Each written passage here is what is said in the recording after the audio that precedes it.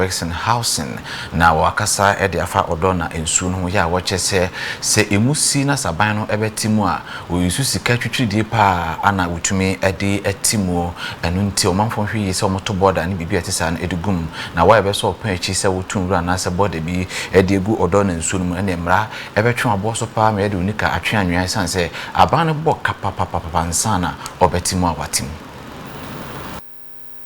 Odaw na ensu kese won kran pumpuni mantel mu na ababeto dwa se efin ye wo Odaw nsuo ni mu no eya na ya yem hyeye pan a ensentwa ye eya niwo etwa se o manga na etumi edi ehuni na etumi eboa esansa huni de eno ene de apomuden pa eba eya minister Emma Works and Housing wonyonyam for Francis Asenso Boakye wakasa wode etwa se wo se man konkonga na obi biada bo ne homoden papa di ne huni se de be ya Odaw nsuo no efin no entumi enkomu sasanse efin no Ghana fo ane ye enti na tumi kokogu ensuo ni mu no enkran pumpuni mantam mu titru timemfu a wono mu enhwe sede wono mu ahosiesie no esi etie wo mu nkrakra mu ho sede be ye efin no entumi emene Odaw no esa wode trese 450 million ena mapeni na nadoda nkwakufu ado ade bo modem ye di ti ode ni manase di efin no edifri mu akwakoye ayemhihye pani titru ene bra insutobre epimbe ye wo march mu April May June na chese ensuo no ahyase eyiniti ebetoto ya wotusu se efin no ewo Odaw ni musa ebetumi ahadwen pansan sesensuo no eto a entumi empem nkwesan fia ewo mu no enti eno soso no ekoba ne sa na de oyo ne pan ena de ebre wo mangana ti wo srada wo bibiada embo ne homoden se wo betumi aye kakra ede aboa ebema efin no eso ate krakrakra ewo Odaw no wo de sansami nada etu dwa ebre no mu ekwa akohwe ensiesi a ekoso ewo kolela agum enkran pumpuni mantel mu